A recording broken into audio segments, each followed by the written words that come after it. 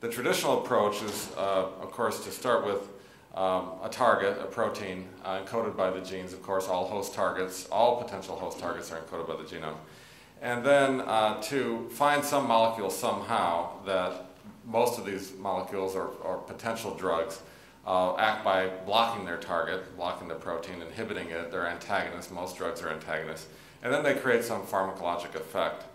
Now, with the genome available to us, we took a different approach at Lexicon because, of course, you can't do that sort of pharmacology and drug discovery unless you have a drug. So it becomes a chicken and egg issue. Do you have a potent enough molecule to actually find a lead to interact with these unknown novel targets? So what we did was implement a program to mutate the genes which encode the targets, use these knockout mice then as antagonists, genetic antagonists, or models of antagonism of the protein target, essentially creating knockouts that behave as if they're on a drug their whole lifespan. So now this then removes the issue of having to have a drug in order to determine what target does what. You can actually do this genetically.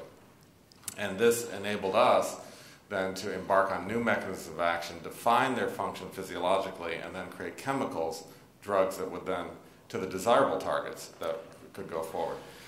In genetics, also, we can look at on-target toxicity because anything that is undesirable about the phenotype of the knockout mouse modeling this target, we'll see.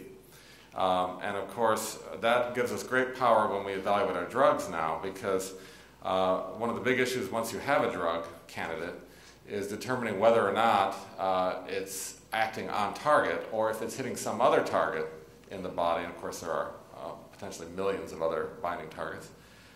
And that's very hard to tease out on target from off target. What we've done with the knockouts is we test our compounds in the knockout mice.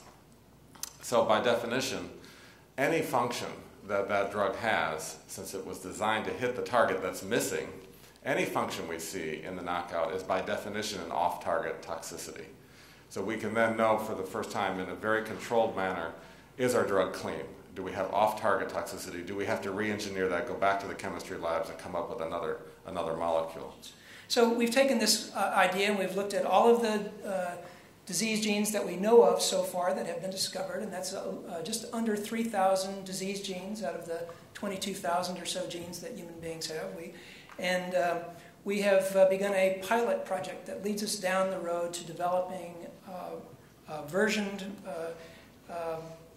personal medical genomic profile that we can do for individuals and that is being carried out in our diagnostic laboratories. Now, the technology platform that we use for this kind of test is a little bit different than what I showed before, and here's a photomicrograph of the surface of these slides. So what you can see is that on these slides, which are just like microscope slides, there's 12 sectors, so we can test 12 patients at a time. And in each of these sectors, there's literally thousands and thousands of these little glass beads placed in microwells. And on the surface of those glass beads, we're actually carrying out the analytical test for the mutation. So during 2008, we went through our design phase and implementation. We spent the last year developing the software environment and the reporting tools to actually be able to get information back into the medical record, and we've just released this test in September 2009. And we're also involved in an ethics study where we're going to be trying to find out how people think about getting this kind of test, and also what is the consequence of it for them. So what I really want to talk and focus on today are some of the policy and ethical issues that come up in the context of genomic research, and then I'll talk about the industry area as well. And one of the biggest areas, and I'm going to think about genome research from the perspective of the research participants who are contributing their DNA so that we can conduct these studies. And some of the issues that have come up at a policy level have to do with privacy and confidentiality with regard to genomic information. Another big issue that I think John was raising at the beginning of his question and answer period has to do with returning genetic research results to research participants.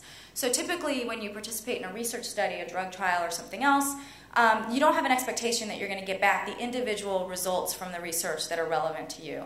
You may get a summary of the research findings in the aggregate, but you rarely get information about your particular individual research results. And in the area of genetics and genomics research, there's been sort of a increasing debate about whether individuals who participate in that research ought to have a right to receive their information back. The idea here is that as we do whole genome sequencing or even large-scale genome scans, you may be identifying information that would be relevant and clinically significant to the person who's participating, and they may have no other way to get access to that information. There might also be information that they're just interested in having, and so there's a big debate about whether they have a right to get that information.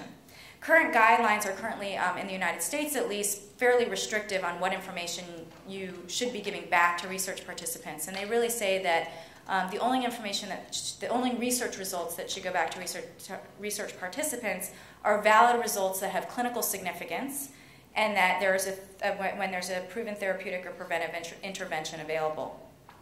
This is a pretty high threshold for returning results, but even within the context of these guidelines, there's a lot of discussion and debate about what constitutes validity and clinical significance and who should make those determinations, and it's actually not as easy as it sounds to determine whether something is valid and at what point it becomes significant.